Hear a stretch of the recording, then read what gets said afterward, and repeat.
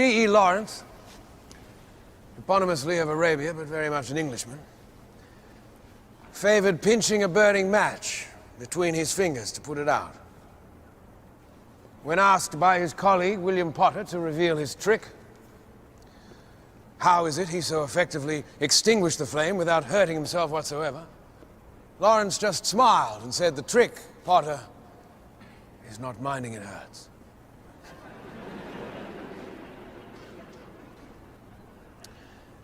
The fire that danced at the end of that match was a gift from the Titan Prometheus, a gift that he stole from the gods, who were terrified of what we might do with it were it to fall into our hairy little paws.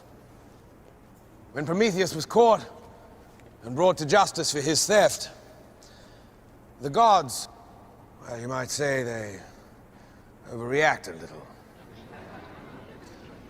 The poor man was tied to a rock as an eagle ripped through his belly and ate his liver over and over, day after day, ad infinitum.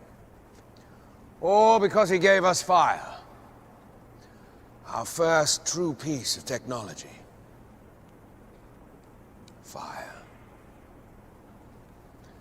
Such a very long time ago. Which begs the question, what have we done with it?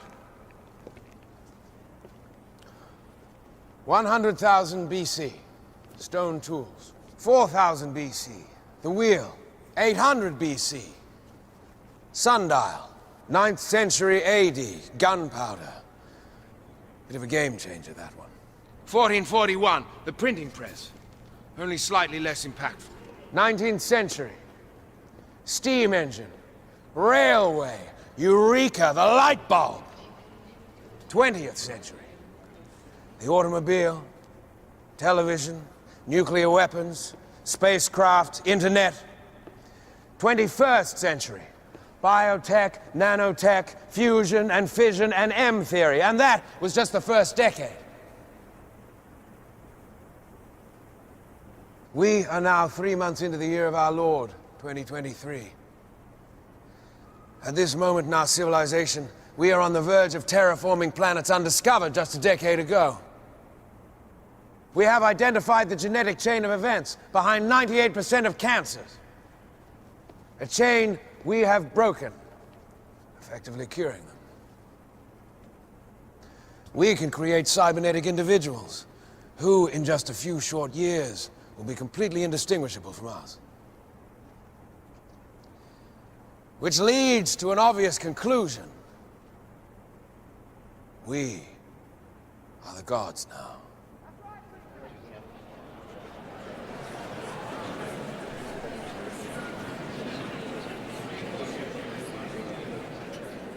I haven't been struck down. I'll take that to mean I'm right. We wield incredible power. The power to transform, to destroy, and to create again. The question, of course, before us is what the hell are we supposed to do with this power? Or more importantly, one should ask, what are we allowed to do with this power? The answer to that, my friends, is nothing. Rules, restrictions, laws, ethical guidelines, all but forbidding us from moving forwards. Well, where were the ethics during the Arabian conflicts? Why are rules preventing us from feeding impoverished cultures? How is there a law that states if we build a man from wires and metal, a man who will never grow old, who will never feel the heat of a star or the cold of the moon, how is the creation of such an incredible individual considered unnatural? The answer to all these questions is simple. These rules exist because the people who created them were afraid of what would happen if they didn't. Well, I am not afraid.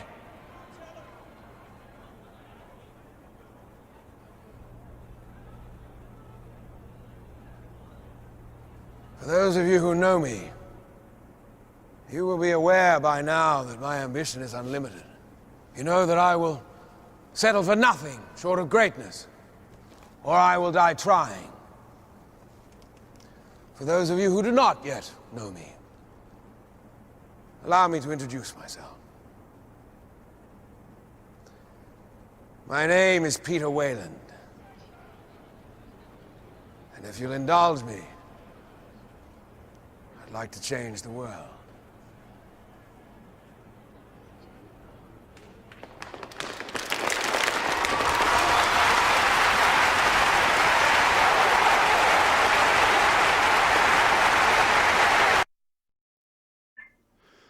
Okay, now I chose to start this video off with that clip because this clip touches on several things that are relevant to the discussion I want to have here, and primarily the concept of Promethean fire.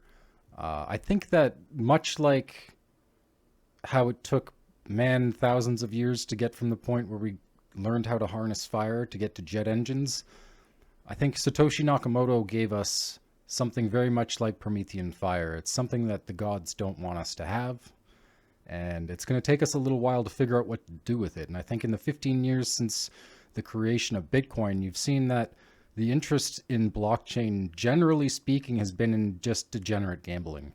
And a lot of what's going on in the development in the crypto space and the blockchain space is focused on degenerate gambling, just pretty much creating a blockchain crypto casino where people can gamble on speculative assets that don't really do anything. And there's some development with blockchain where people are doing interesting things, but by and large, the majority of the market is just gambling. And it's like primitive man who's just given a tool and we don't know what to do with it yet. And really the focus of this video is that I think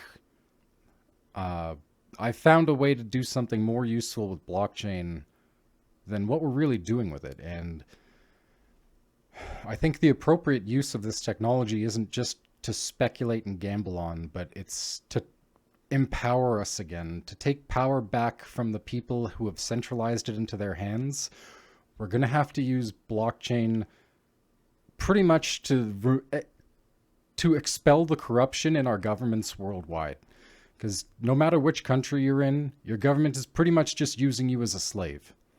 And it varies from country to country how that process works, but at the end of the day, money is created by your central bank or some private bank, and some people are allowed to create money from nothing through fractional reserve lending, and the rest of us are forced to work for them, even if we don't take debts out to those banks personally. If you're someone who's never borrowed money, you're still forced to work for these banks because the government is borrowing money in your name to these banks, and they force you to pay for it through your taxes.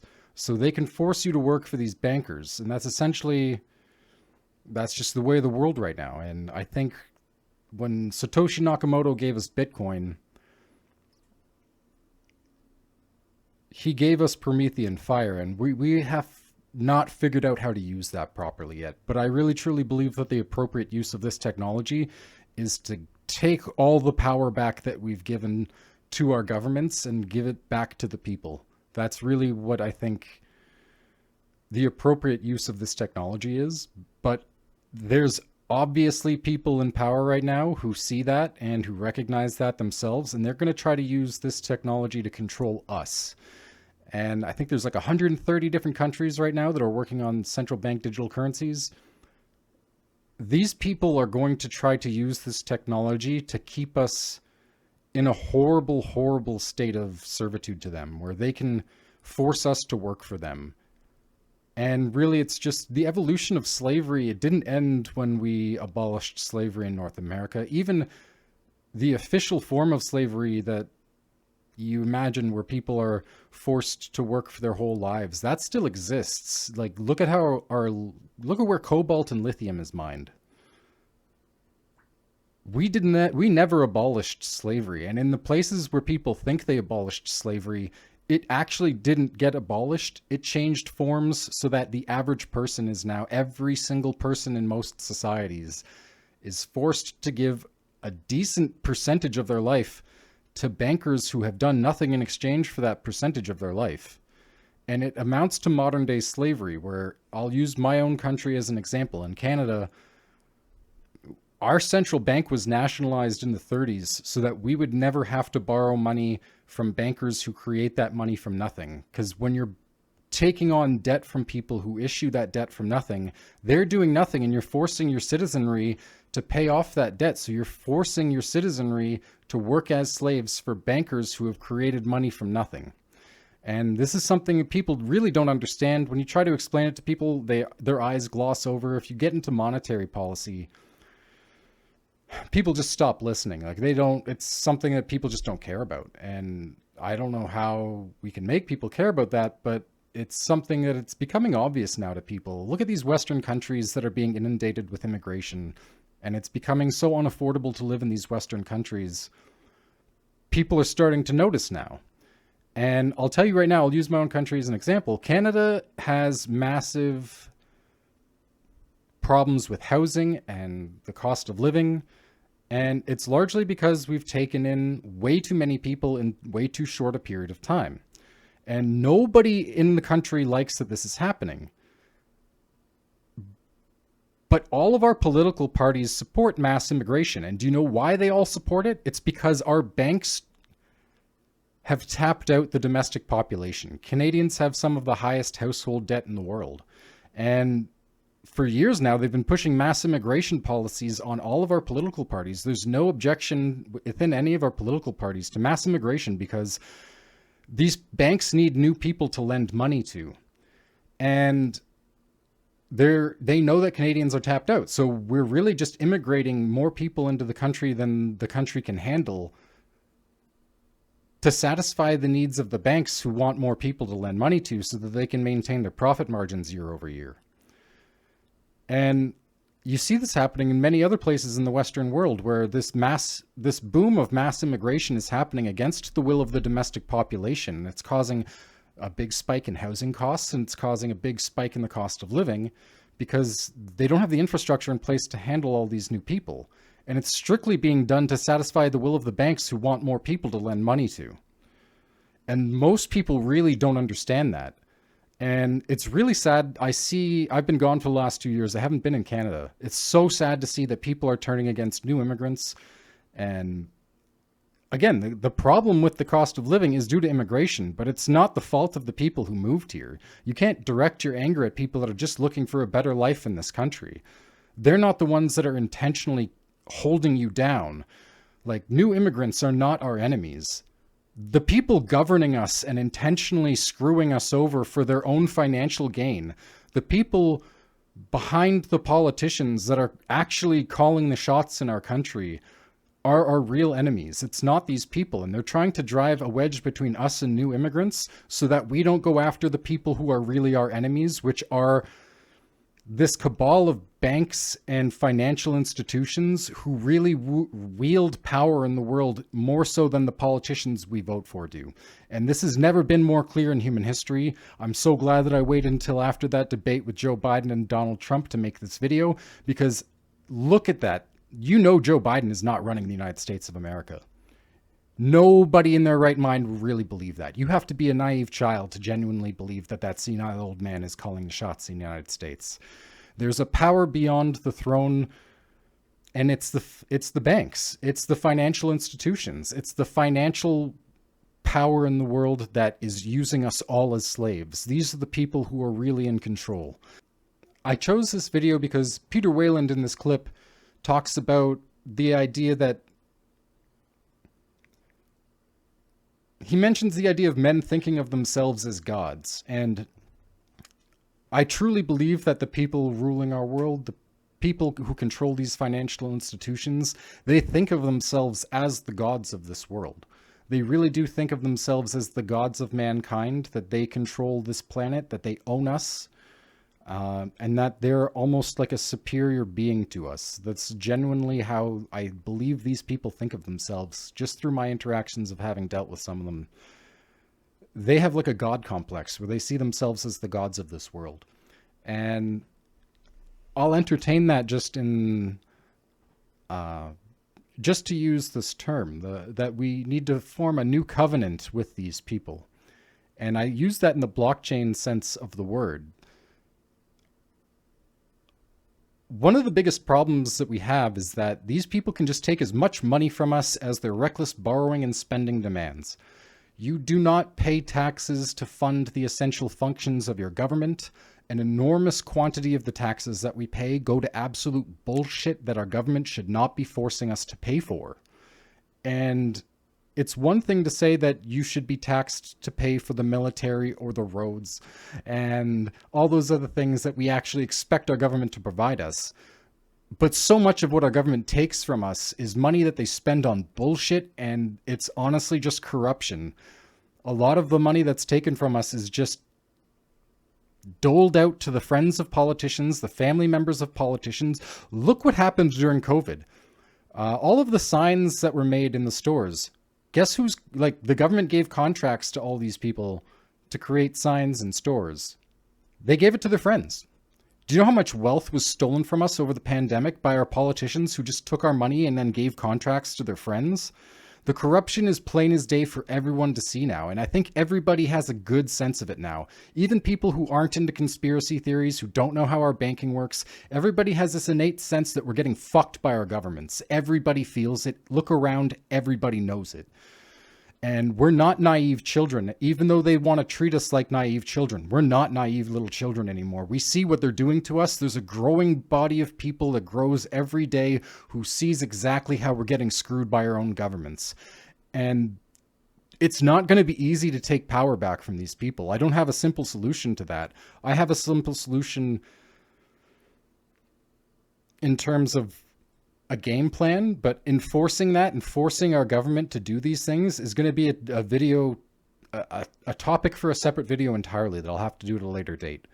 But really, I want to introduce this idea of forming a new covenant with our governments. And again, in the blockchain sense of that word, our governments should not be able to take money from us for any whim, and for all of their crazy spending. We should not be liable for debts that were issued to our slave masters, which they created from nothing. This is a major, this is the biggest problem in the world, is that money is created by central banks who issue it from nothing, and they force us to work for them. And it's not going to be easy to remedy this problem because they have unlimited financial resources, and they recruit the sharpest minds from universities to their think tanks so that they can think 20 steps ahead of us. And if we try to take power back from these people, they will employ the strategies that they've used over the last 100 years that they know work, to divide people, to distract people, to infiltrate, to subvert, and to pretty much diminish any resistance that forms against them. So this has to be done in an incredibly clever way, and it's going to require a lot of people coming together who see that this is happening and who aren't going to take it anymore. Because I genuinely believe that there's enough of us now that we can actually form a meaningful resistance and actually put an end to this. The problem is that when people get angry with our governments, they don't have a game plan. Like I've seen it happen so many times now. I've studied it like every single time this has happened since Occupy Wall Street. Around the world, when people get angry at their governments, when there are these large uprisings where people are angry, they take to the streets and vent their anger, but they don't have an intelligent game plan, and they don't really have a strategy, and they don't know what to demand to actually put a stop to the things that anger them. So really what this video is meant to present is a game plan for how we can actually intelligently and strategically take power back away from these people. Because we're being manipulated in an intelligent way. They divide us and distract us. They use our prejudices to divide us because they know that we're easily divided with our prejudices against one another, so that we don't unite against our common enemy, which is the financial institutions that are enslaving us. So it's going to be a challenge for us to actually organize against these people.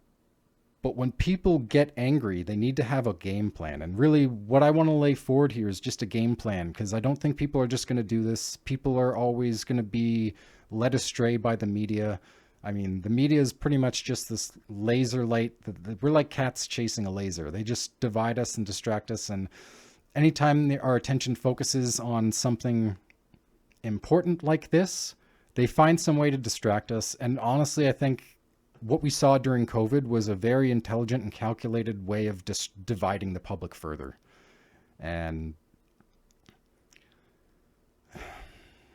we need to recognize these people are screwing us all. Like, we're either going to unify against these people, or they're going to use central bank digital currencies and all these technologies that are emerging to control us in a horrible way, very similar to what's going on in China right now. And I love China as a country. I love Chinese people, but their government is horrible. And if we allow that sort of system to take root globally, there isn't another planet of people that can come to our rescue. I don't think the Chinese people can liberate themselves from their oppressive government without external intervention at this point.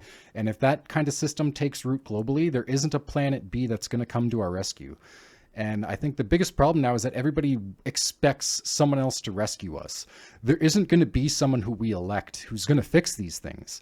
There is no political solution to this problem, because our political systems have been so corrupted. They're so top-down controlled by these financial institutions that we cannot create change through our official systems.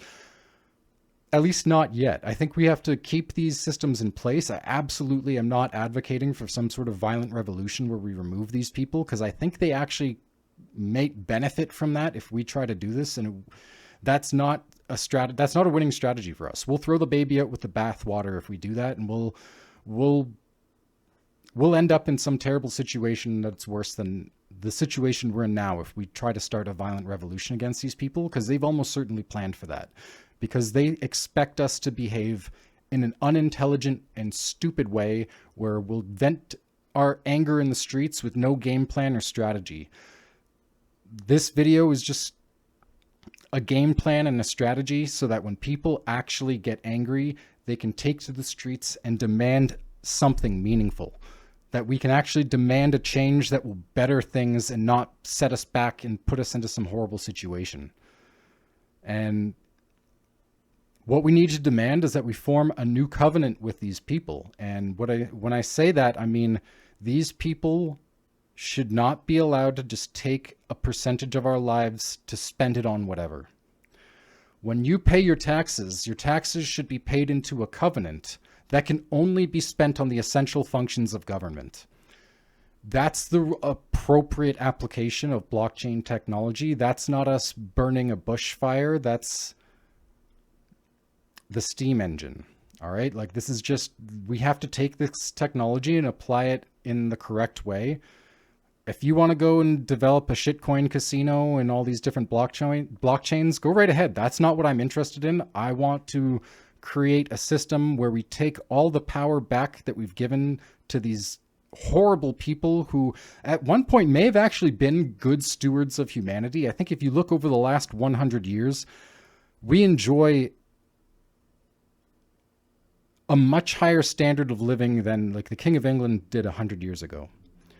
And I think for a long period of time, these people were good stewards of humanity, that they probably used these systems to control people, because back when most people couldn't read or write and most people were illiterate, and those people who could really understand and plan things used and controlled people so that they could build up the modern world, and that it wasn't always a nefarious thing to do this, but these people are no longer good stewards of humanity. It's more of these people are cruel, very cruel people who just seek to dominate now. And I don't think that there's any reasonable case to be made that these people are good stewards of humanity. And I didn't want to make this video because I'm sticking my neck out by saying these things, and nobody wants to do it. But I feel compelled to say these things because nobody else is saying it. We need to cut the balls off of our government. They shouldn't be able to just take as much of your life from you as their reckless spending and their borrowing demands on behalf of these banks. So we should be paying our taxes into a covenant that can only be spent on the essential functions of government, so that they can't extract our lives from us and give it to their friends. That we should only be forced to fork out money that's actually coming back to us in the form of goods and services and infrastructure. And again, there will still be corruption if we do that. And it's really, we have to have an accounting, a transparent accounting of every dollar that our government spends. How many times have we seen an accounting error that all of a sudden we're spending $5 billion more on Ukraine aid or something like that than was originally budgeted? These aren't accounting errors. This is corruption. This is them stealing from us. And again, this debt that we all owe through our governments, it represents our labor. Our government is just borrowing funny money from banks that create it from nothing, and then they force us to pay that money back with the interest on top. And if these banks aren't doing anything, they're literally just forcing us to work for these banks. The entirety of that debt represents our slavery. That's like, the debt is the future, your future labor that you're going to have to give the banks. This has to come to an end. And the way that we do that is by actually making it impossible for our government to take our money and give it to people for no good reason. And the way we do that is with blockchain. And that's why I think that blockchain was like Promethean fire. These people don't want us to have that idea. I think it'll be very hard to enforce this idea. So yeah, I don't think it's going to be easy to get this idea, to enforce this idea, to actually get our government to accept our tax dollars into a covenant. It's going to be something we have to force upon them, very similar to the way that the Magna Carta was forced onto the monarch of England.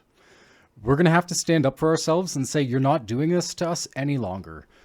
And that's really what it's going to take. I'm going to make a separate video about how we can actually organize doing that. I'm going to title that the Neo Magna Carta. This one is the New Covenant. But ultimately, we're going to force these people to give us our freedom back, or they're going to trap us in a technological control grid very similar to what you see in China, and it's going to be a miserable future for all of us. And I don't think any of us really want that.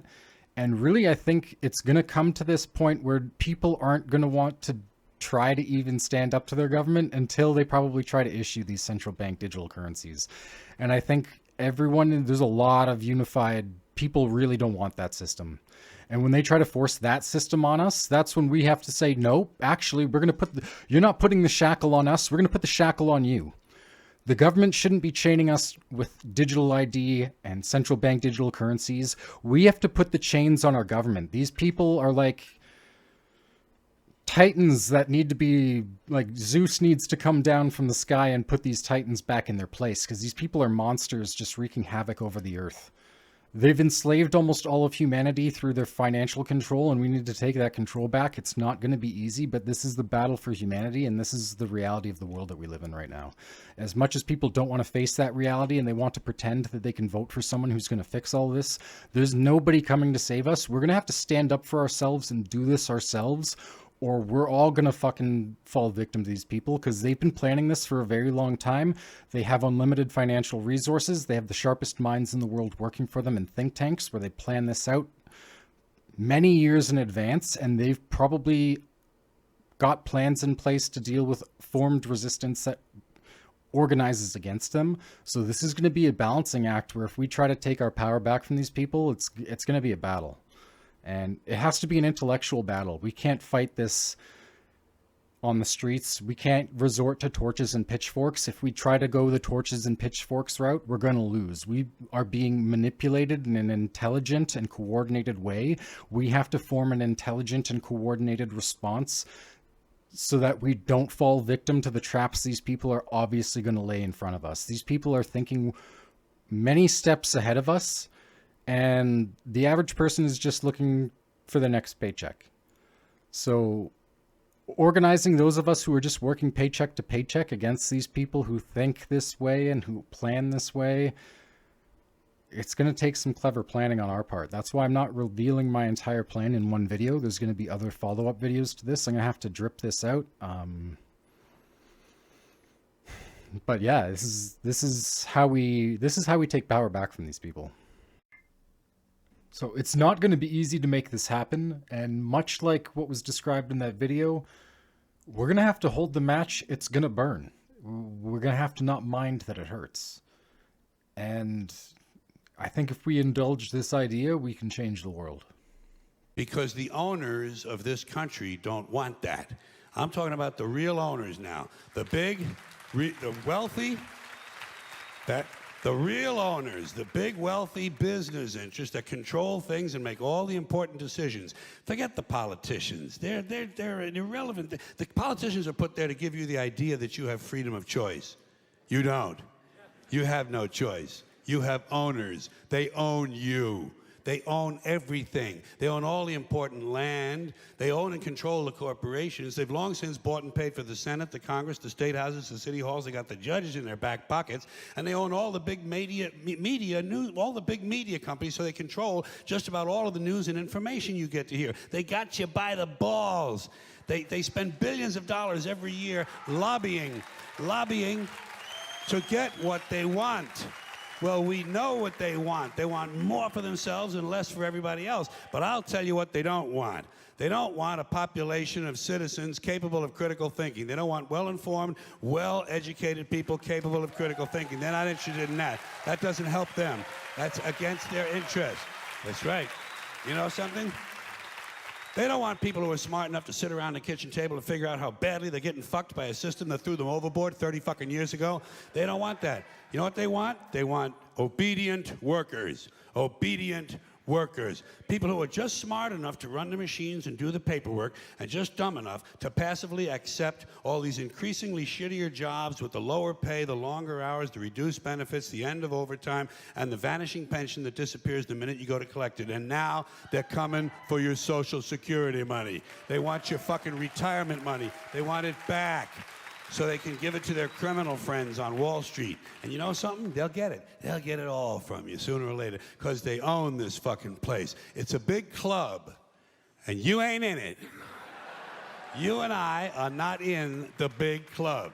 And by the way, it's the same big club they use to beat you over the head with all day long, when they tell you what to believe. All day long, beating you over the head in their media, telling you what to believe, what to think, and what to buy.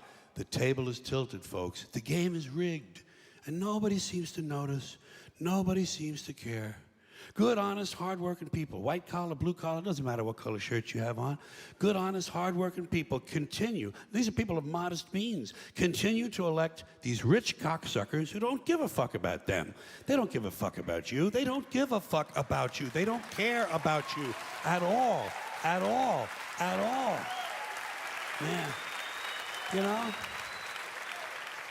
And nobody seems to notice, nobody seems to care. That's what the owners count on, the fact that Americans will probably remain willfully ignorant of the big red, white, and blue dick that's being jammed up their assholes every day. Because the owners of this country know the truth. It's called the American dream, because you have to be asleep to believe it.